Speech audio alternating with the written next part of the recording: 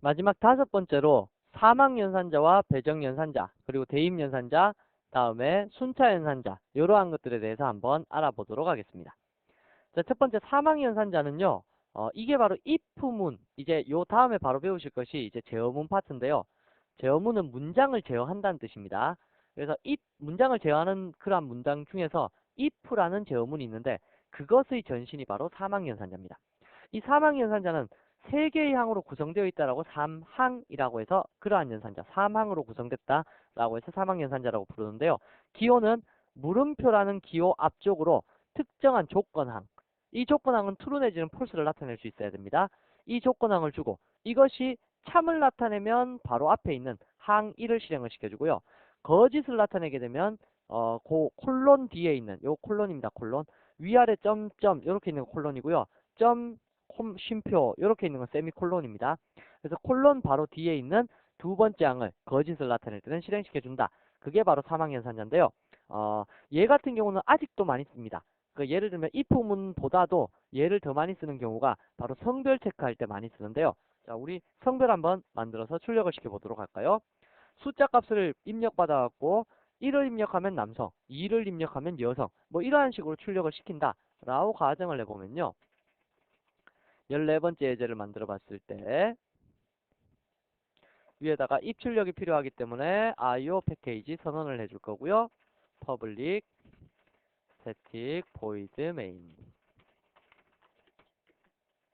자, 하셨을 때 일단 버퍼 더 리더 선언하는 거 잊어버리진 않으셨겠죠? new 버퍼 더 리더, new input stream 리더, system.in 하셔서 적어주시고 한번 물어봅시다. system.out.print 1을 입력하면 남성이고요. 다음에 2를 입력하면 여성입니다. 뭐 이러한 식으로 해서 질문을 해봤다 라고 했을 때 인티저 x에다가는 자, 지난번에 이거 숫자로 받아들이는 법 알려드렸죠? in.readline 요거 외우시라고 했었습니다. 자, 이러한 식으로 입력을 받는데 예외 처리 안 했군요. throws IO exception. 자, 그래서 숫자를 하나 입력을 받았을 때 이 x의 값이 1이면 남성이고 그렇지 않으면 여성이다 라는 식으로 출력을 내보시려고 한다면 string s에다가는 어떻게 물어볼 수 있냐면 x가 뭐랑 같으냐? 1과 같니? 라고 물어보는 겁니다. 1과 같다라면 남성이라는 글자를 요 string s에다가 string str에다가 줄 거고요. 그렇지 않으면 콜론 여성이라는 글자를 str에 주겠다 라는 식으로 표시할 수 있습니다. 자, 여기 괄호가 필요 없죠? 왜? 우선순위로 따져봤을 때 얘가 우선순위 몇 등입니까? 5등이죠. 그러니까 얘가 당연히 먼저 연산될 거고 얘가 true냐 false냐에 따라 갖고 물음표 콜론이 지금 우선순위 8등이죠. 3항 연산자. 그죠? 했기 때문에 true면 앞에 거, false면 뒤에 거. 얘가 딱 선택될 거고요. 선택된 값이 우선순위 9등, 10등 이렇게 되면 요 대입 연산자에 요 값이 대입이 되어서 처리가 될 것이다 라는 뜻입니다.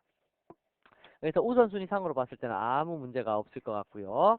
자, 그래서 출력을 시켜 보시게 되면 자, 입력된 데이터를 str은 str 하셔서 출력을 시켜 보시게 되면 이렇게 실행이 될 겁니다.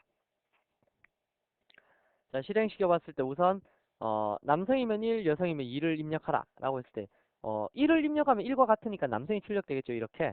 근데 다시 한번 실행을 시켜 보셨을 때 2를 입력하시게 되면 그러면 당연히 여성이라고 출력될 겁니다. 사실은 지금 위의 조건으로 봤을 때는 1을 입력하지 않은 나머지 모든 경우는 무조건 여성입니다. 예를 들어 3을 입력해도 여성이 됩니다.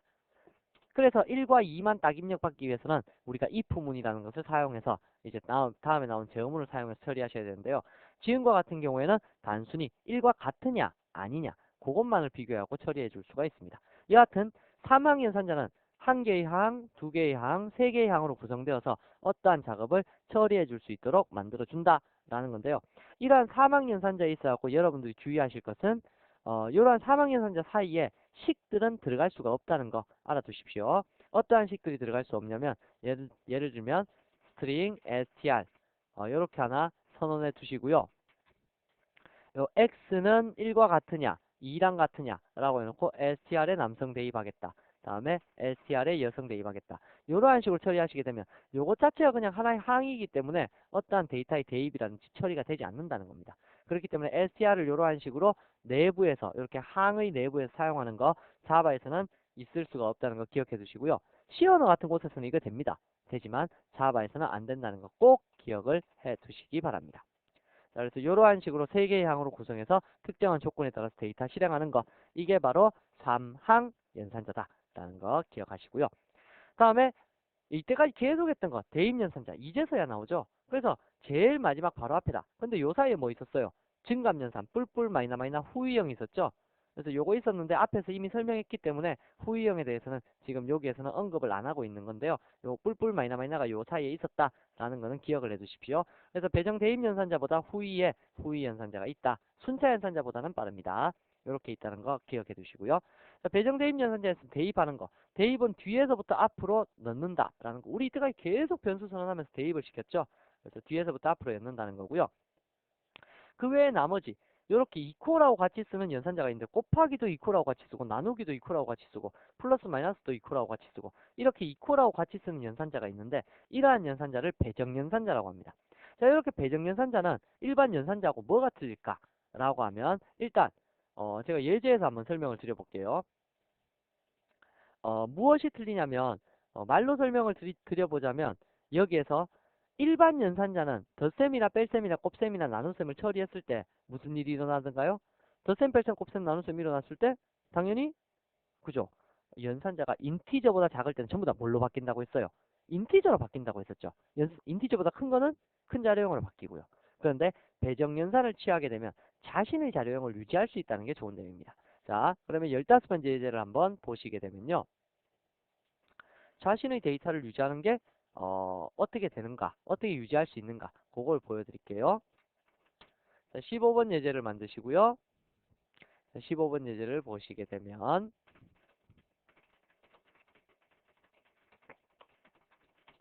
자, 여기에서 예를 들어 바이트 B라는 데이터가 있었을 때 얘를 1이라고 했다고 치자고요. 10이라고 했다고 치자고요. 그럴 때 바이트 B에다가 현재의 B의 값 더하기 1을 하려고 합니다. 고작 자신의 데이터 지금 10이었으니까 여기에다가 1을 더 덧셈해서 11을 집어넣고자 하는데 이때도 에러가 난다고요. 왜 에러가 나느냐?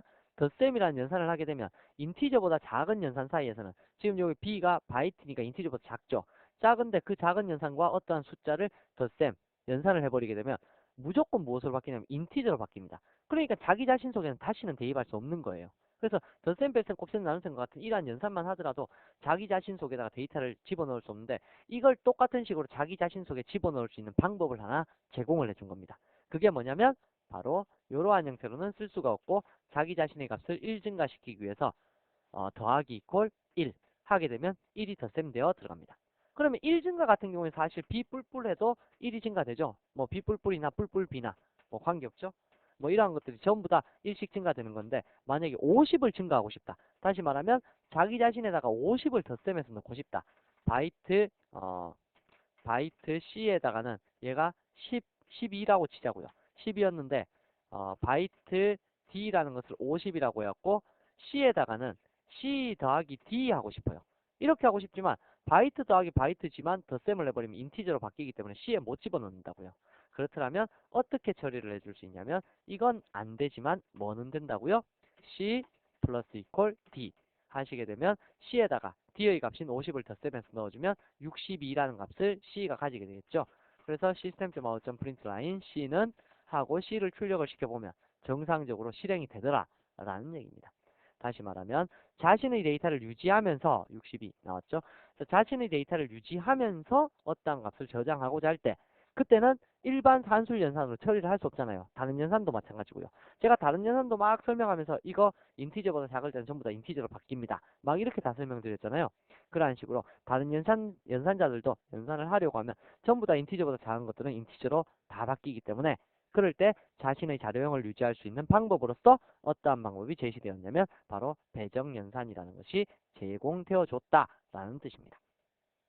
그래서 쉬프트 연산자도 마찬가지고요. 그래서 이러한 배정 연산자를 사용하시게 되면 자료형 유지할 수 있어서 자료형을 처리하는 데 있어서 관리하는 데 있어서 편리하다라는 거 기억해 두십시오. 대신에 우선순위가 사망 연산자가 8등이라면 얘는 9등. 그러니까 우선순위가 좀 떨어진다라는 것 정도도 기억해 두시고요. 다음에 마지막으로 순차 연산자라는 것이 있는데요. 순차 연산자는 뭐 특별한 연산자는 아니고 순차적으로 데이터를 여러 개 선언할 때 많이 사용하는 연산자입니다. 예를 들어 여기에 A라는 변수를 함께 선언하고 싶을 때 A는 20 이렇게 선언해주면 바이트라는 자료형으로 B도 선언한 거고 바이트라는 자료형으로 A도 선언한 겁니다. 그래서 특정 데이터를 순차적으로 처리하고자 할 때 콤마 연산을 사용하게 되는데요. 콤마 연산은 우선순위가 가장 낮다라는 것도 꼭 기억을 해두시기 바랍니다. C 언어와 다르게 자바에서는 아무 곳에서나 순차 연산을 쓸 수 있는 것은 아니고요. 일단 여러분들 변수 선언할 때만 순차 연산자 쓸 수 있다는 거 뭐 기억해 두시고요. 나중에 해당 부분에서 다시 또 나오면 순차 연산자 다시 알려드리도록 할게요. 자, 그래서 여기까지 여러분들 라운드 5에서는 연산자 파트에 대해서 이모저모를 한번 살펴봤는데요. 이러한 연산자에서 가장 중요한 것은 우선순위를 기억하는 겁니다. 우선순위. 누가 누구보다 우선순위가 높으냐. 이걸 기억하셔야지 여러분들 코딩을 해석할 때 이제 오해를 하지 않고 정상적으로 데이터를 분석해낼 수 있을 겁니다. 그래서 우선순위 이거는 무조건 외우시고요. 다음에 얘가 어떻게 사용이 되는지 연산자를 딱 만났는데 느낌표 만났는데 이게 뭐야? 그냥 느껴지는 건가? 느낌인가? 이렇게 생각하시면 안 되겠죠. 느낌표는 논리 부정이다. 뭐 이런 식으로 사용법 정도는 다 기억하고 계셔야 될 겁니다. 그래서 계산하는 방법까지는 다 당연히 알고 계셔야 될 거고요. 교재 143페이지에 보시면 이러한 연산자 관련해갖고 과제를 내어둔 것이 있으니까 그것을 한번 풀어보시면서 이번 라운드를 정리해 보시면 좋겠네요. 자, 그러면 이번 라운드는 여기서 마치겠습니다. 수고하셨습니다.